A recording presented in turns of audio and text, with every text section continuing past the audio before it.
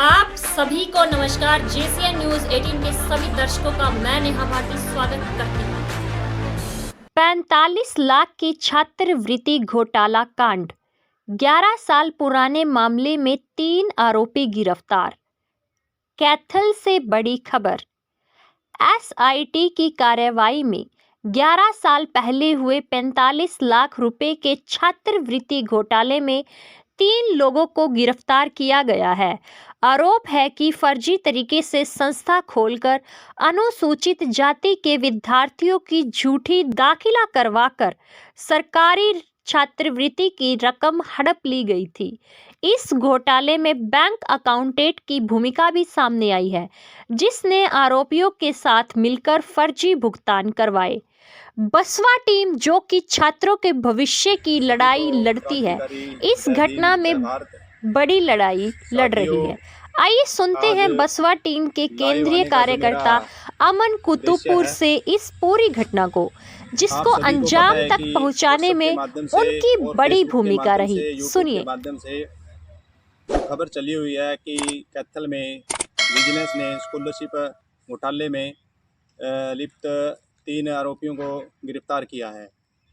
तो साथियों, आपको मैं बताना चाहूँगा, ये जो मामला था ये 2016 में एससी समाज के जो भी छात्र थे और समस्त संगठनों ने मिलकर एक कैथल में कैरियर एजुकेशन के नाम से सेंटर चला रहे थे। इसमें धर्मवीर शर्मा, राजेश शर्मा इसके संचालक थे। उन्होंने एससी समाज के बच्चों के दाखिले फर्जी तरीके से पंजाब के कॉलेजों में फर्जी तरीके से दाखिले दिखाकर उनके फर्जी अकाउंट खुलवाकर बैंक कर्मी के साथ मिलकर तो करोड़ों की जो स्कॉलरशिप आई उन्होंने फर्जी तरीके से हड़प ली थी। इसमें समस्त संगठन और जितने भी छात्र पीड़ित थे उन्होंने प्रदर्शन किया 2016 में और उनके ऊपर एफआईआर करवाई। तो इनके चलते लंबा संघर्ष किया सभी छात्रों ने जो इसमें पीड़ित थे। तो इसमें मैं अमन कुमार बसवा कार्यकारिणी सदस्य इसमें लंबे समय से इस मुकदमे में लंबे समय से लड़ाई लड़ता रहा हूँ। और मेरे साथ में जो बहुत सारे साथी थे, परवीन, पवन, अमित, शमशेर, नरेश व अन्य बहुत सारे लड़कियां भी बहुत सारी थी इन्होंने, जिसने इसमें बहुत सारे लंबे समय तक संघर्ष किया, लड़ाई लड़ी। और एक मुकदमा इन पे कोर्ट में चला हुआ, कैथल कोर्ट में चला हुआ है।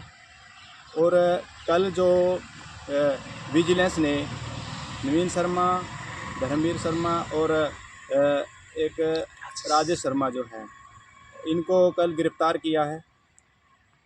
नवीन शर्मा जो था फर्जी अकाउंट खुलवाता था बैंक के, और हुक्मचंद जो अकाउंटेंट बताया जा रहा है बैंक का और रिटायरमेंट हो चुका है, उसके साथ मिली भगत करके फर्जी खाते खोलते थे। और जो बोर्ड सरकार की तरफ से जो छात्रवृत्ति आई तो इन्होंने फर्जी तरीके से गैस एजेंसी जो है उसके अंदर ट्रांसफ़र कर ली, एटीएम के द्वारा निकलवा ली। छात्रों को इसके बारे में कोई जानकारी नहीं थी। तो विजिलेंस ने इनको दबिश मारकर कल गिरफ्तार कर लिया।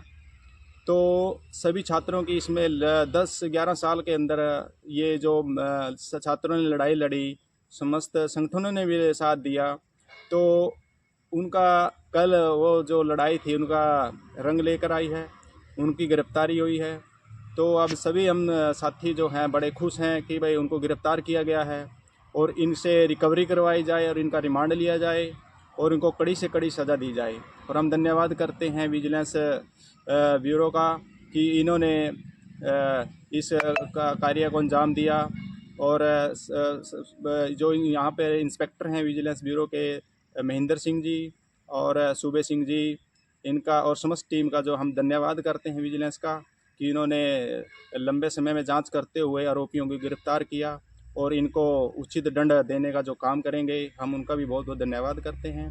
और बसवा संगठन जो लगातार सामाजिक कार्यकर्ता और इनकी लड़ाई में लगातार लड़ी रही है, तो इनका आज बड़े दिल से समस्त संगठनों का और सारे साथियों का धन्यवाद करता हूं कि आपने लड़ाई लड़ी और आज जो दोषी हैं वो आज सलाखों के पीछे हैं। तो हम इसके माध्यम से यही बताना चाहेंगे कि जो भी एससी समाज की छात्रवृत्ति के ऊपर कोई हमला करेगा या किसी प्रकार की एट्रोसिटी करेगा तो हम उसके खिलाफ सड़कों पर उतरेंगे, लड़ाई लड़ेंगे और बसपा संगठन इसका ज़ोरदार पूरे तरीके से इसका जवाब देगी।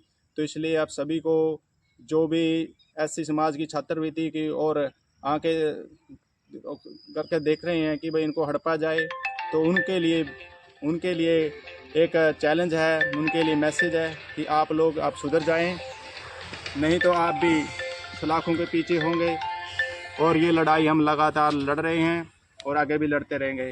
तो कोई जो जैसे कि कल जैसे विजिलेंस ब्यूरो ने दिखाया है कि न्यूज़ में कि इन्हें 45 लाख रुपए का छात्रवृत्ति घोटाला किया है।